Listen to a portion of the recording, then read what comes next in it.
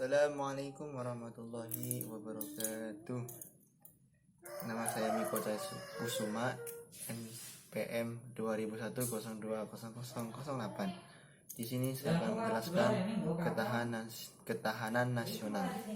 Pada hakikatnya, ketahanan nasional merupakan kondisi sekaligus konsepsi pembangunan nasional dalam pencapaian tujuan dan cita-cita bangsa.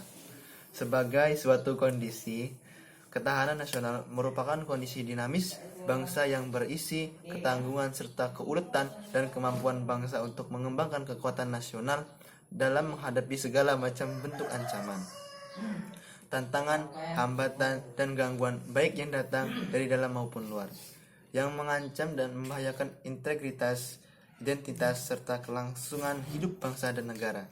Sebagai kondisi, ketahanan nasional merupakan kondisi kehidupan nasional yang harus diwujudkan dan dibina secara dini, terus-menerus, terpadu, dan sinergis. Sebagai konsepsi, ketahanan nasional merupakan landasan konsepsional strategis yang sekaligus merupakan pisau analisis untuk memecahkan berbagai permasalahan strategis bangsa melalui pendekatan 8 aspek kehidupan nasional. Astra-gastra yang terdiri dari 3 aspek alamiah, Trigatra yang bersifat statis, dan 5 aspek kehidupan Pancagrata yang bersifat dinamis. Peran dan hubungan di antara kedelapan gastra saling terkait dan saling tergantungan secara utuh menyeluruh, membentuk tata laku masyarakat dalam kehidupan nasional. Dalam implementasinya, ketahanan nasional diselenggarakan dan mengutamakan pendekatan kesejahteraan. Dalam implementasinya dan pendekatan keamanan yang serasi, selaras, dan seimbang. Kesejahteraan dapat digambarkan sebagai kemampuan bangsa dalam menumbuhkan dan mengembangkan nilai-nilai nasionalnya demi sebesar-besarnya kemakmuran yang adil dan merata rohania dan jasmania. Sementara itu, keamanan harus dipahami sebagai kemampuan bangsa dalam melindungi nilai-nilai nasionalnya terhadap ancaman dari luar dan dari dalam, termasuk di dalamnya melindungi Pancasila sebagai dasar negara.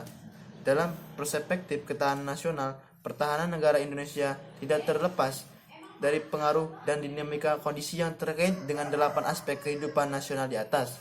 Konsep keseimbangan dan saling keterikatan antara suku gatra dengan gatra lainnya, serta sistem pertahanan negara yang bersifat kesetaraan mencerminkan adanya keterhubungan yang kuat antara kondisi ketahanan nasional dengan pertahanan negara secara menyeluruh.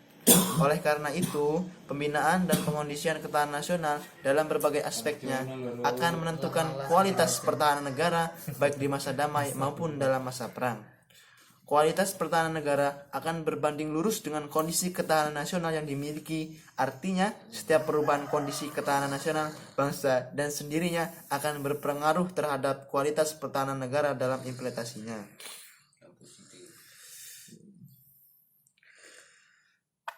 Sejarah mencatat bahwa setidaknya ada 4 hal yang dapat menjadi perekat bangsa, yaitu pertama, jaringan perdagangan di masa lampau. Kedua, penggunaan bahasa yang sejak 1928 kita sebut sebagai bahasa Indonesia. Ketiga, Imperium Hindia Belanda sesudah Pax Henderson. Dan keempat, pengalaman bersama hidup sebagai bangsa Indonesia sejak 1945. Proses pembentukan bangsa Indonesia diawali oleh keinginan untuk lepas dari penjajah dan ingin memiliki kehidupan yang lebih baik, bebas dari penindasan, dan bebas untuk melakukan apa yang diinginkan sebagai sebuah bangsa yang dibalut dalam rasa nasionalisme. Kemudian kerangka cita-cita nasional bangsa tersebut terangkum apik dalam pembukaan UUD 1945. Negara dengan Republik Indonesia sebagai pengemban amanah dari kedaulatan rakyat Indonesia. Pertumbuhan wawasan kebangsaan Indonesia bersifat unik dan tidak dapat disamakan dengan pertumbuhan nasionalisme bangsa lain.